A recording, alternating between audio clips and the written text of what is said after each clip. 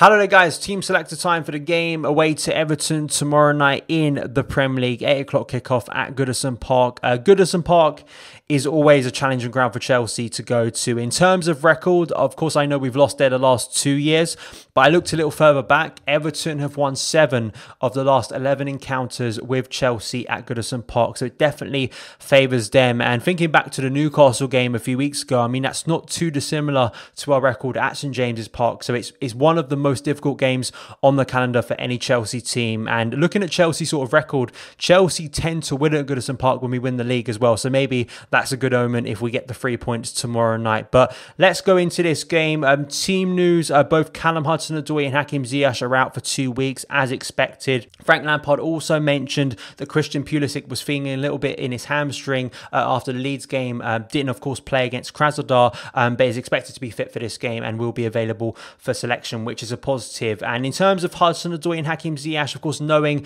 they're going to be out at least for this game, but we know now 2 weeks are going to be out for, and you know that's not as bad as first feared, especially both hamstring injuries, especially seeing Ziyech forced off early against Leeds last weekend. Hopefully, based on that sort of timing that Lampard gave, especially pre-Krasnodar, they will be back maybe for the Arsenal game on Boxing Day and especially that Aston Villa game 48 hours later. So it's going to be a challenging period for Chelsea in terms of rotation, and you really hope, as we've seen in the Champions League, the depth of Chelsea's squad really comes to fruition and helps Chelsea out when needed. But going into Everton, as I said, Goodison Park, a ground Chelsea struggle at. But looking at Everton so far this season under Carlo Ancelotti, after winning their opening 4 games, they've only won 1 of their last 7 Premier League games in whole, and also losing their last 2 home Premier League games to Man United and Leeds. So yeah, they have dropped in form significantly after that really impressive start that put them basically at the top of the league under Ancelotti. And this was their last lineup, and they are missing some key players going into this game. Ancelotti confirming that Everton for this game against Chelsea are without James Rodriguez, Fabian Delph and Seamus Coleman, all through injury. James Rodriguez for me is the key one there, that in terms of threats Chelsea are going to want to isolate and nullify tomorrow. That's one taken off the board instantly. He's maybe faded in recent weeks, but he started the season so strongly, and he's a player with quality in front of goal in terms of scoring goals, but definitely being sort of the chief creator within this team. But even without James Rodriguez, there's still impressive players within this team, most notably Dominic Calvert-Lewin, top goal scorer in the Premier League with 11 goals so far this season. He just seems to be a lot more of a complete striker this year in terms of physical prowess in the box with headers from crosses, but as well first time finishes with both of his feet in the box. You know, Everton will look to get it out wide. As you can see in their last lineup, they've switched from a 4-3-3 in the early weeks of the season under Ancelotti now to a 3-4-3, and that definitely gives them width with the wing backs, say Digne, with Digne on the left, definitely crossing the ball into Calvert-Lewin. And I also think Richarlison is one of these players that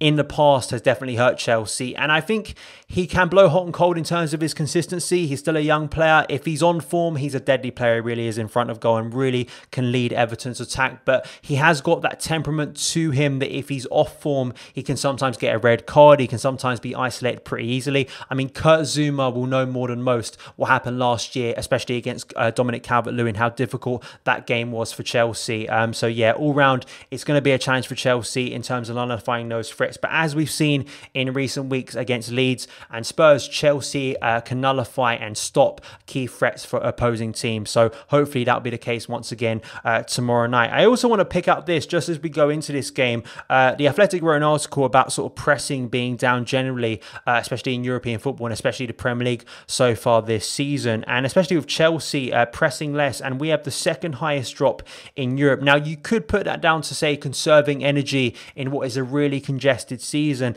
this year, but I also think it's down to more intelligent pressing, as we've seen throughout each game. You know, Frank Lampard approaching each game a little bit differently. When needs must against a high pressing team like Leeds last weekend, you'll see us pressing much more and run much more, but against the likes of Spurs, it's much more of a chess game. So it's interesting to see how Chelsea approach this game against Everton, how much we press, because it seems we are taking our time, being a little bit more patient and being a little bit more conservative in the way we press under Lampard. But let's get into my lineup for this game. Obviously, Edouard Mendy back in goal after being rested against Krasnodar. Back four, Reece James, Kurt Zouma, Thiago Silva and Ben Chilwell.